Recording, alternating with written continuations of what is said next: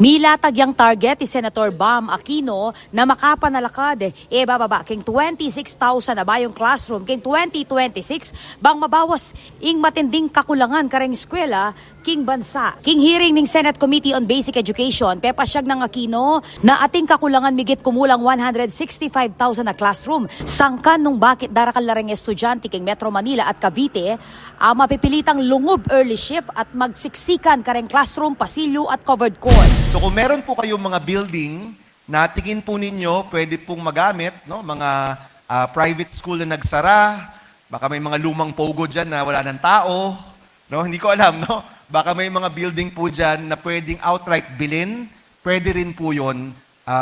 We've included that in the special provision as another modality. Bilang solusyon, pinanukala ng senador ing repurposing o pasibayong pamangamit kareng bakanting Pogo Hub nagagamitan BPO offices at reng menyarang pribadong eskwela bilang pansamantala o permanenteng space para kareng pamagaran.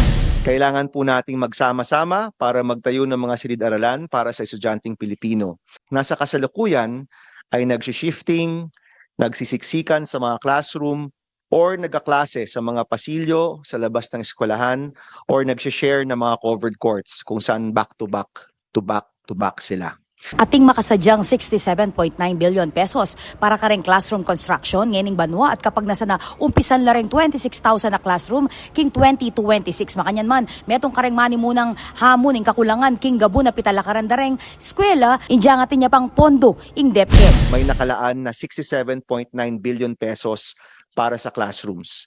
Ang goal po natin ay makapagpatayo ng at least 25 classrooms ngayong 2026.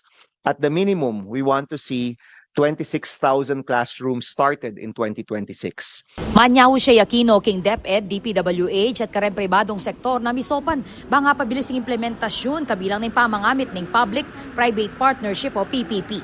Niaprobane mo naman ng bayong batch ng PPP para king 16,000 classroom gamit ng green lane para king mas mabilis sa pamagproseso ng permit. Mahalaga na makita natin na nagagamit ang pondong ito na nagagawa ang mga classroom sa tamang presyo, sa tamang paraan, at sa tamang panahon. Ulitin ko po, sa tamang presyo, sa tamang paraan, at sa tamang panahon. Agpang kang Aquino, critical ya in 2026 bang balaw sa apakibatan ng crisis king classroom at asigurado na agamit lareng pondo king gustong presyo, gustong paralan, at king gustong panahon. Huwag na ho nating palampasin pa yung mga opportunities na nandito ho tayong lahat.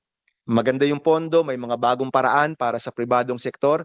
Alamin na po natin kung ano ito, bantayan natin at siguraduhin natin na taon-taon yung pondo para sa edukasyon nandyan.